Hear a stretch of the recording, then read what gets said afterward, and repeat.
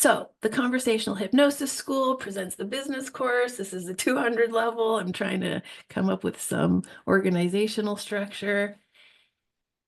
Okay, I love this slide because it tells you what the message of the slide is. Can everyone see? It's the little ladybug and it says CH is MOS. So the CH is what? Conversational hypnosis. Right, conversational hypnosis is MOS. Does anyone know what that one is? It's a business term, minimum optimum service, minimum optimum service. Okay, so it's not unique to my business, but it is not something I think we're very familiar with because people like to sell more than they need to sell. So like you'll often have, I don't know, like my hairdresser, she always wants me to come in for my thing, but she wants me to come in for a treatment in between. Well, yeah, that's a good idea for her because she makes an extra $80 on that. And I'm already an existing client. So why wouldn't she upsell me? Like that's a smart idea, right? If you're in an hourly or time-based business.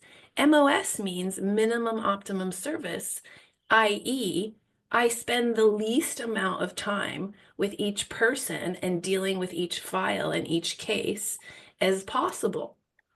Not in the sense of, oh, I'm not done yet, I get rid of you, because that's not good service. The service is the most important thing here. So the client does have to get the full service and the client does have to get the result. But I don't need to do it by selling them more hours or more of my presence or more value. And you'll notice if you've been in this business for a while, people get attached to that. They're like, oh, I would like to see you again because it felt good, right? I'd like to see you again because it felt good. And they're good with buying that thing for $100 and $100 and $100 or 150 or even $200 an hour, but there's a cap to that.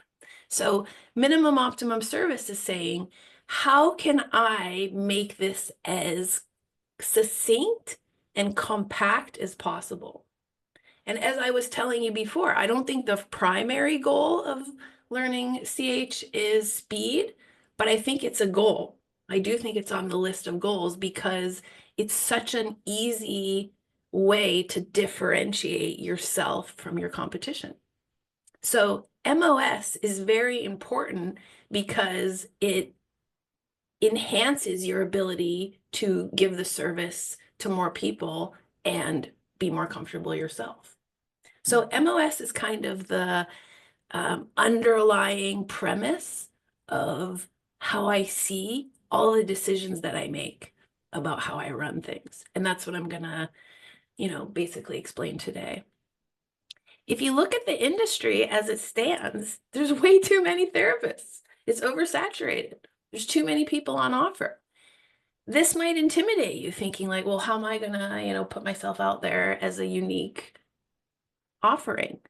But the fact is, the vast majority is not well advertised or marketed. Why? Now, this is why I think the business course is important as part of the weekend, because it directly reflects on what's the product. The product is unconscious. The client's problem is unconscious. What they are experiencing, as I've said ad nauseum, is a symptom. If you're like the majority of your competition, you are going to talk to the client in terms of your expertise, which is not the language the client is using. Okay, so this is where it gets a little tricky and confusing. You're thinking, well, what I know is about root cause. What I know is about unconscious moments. What I know is about,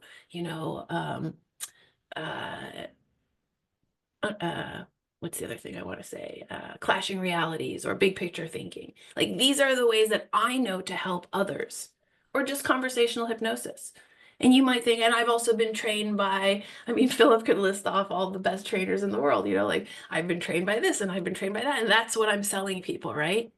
But that root cause information or that, technology-based, educational-based selling is not what the client is understanding.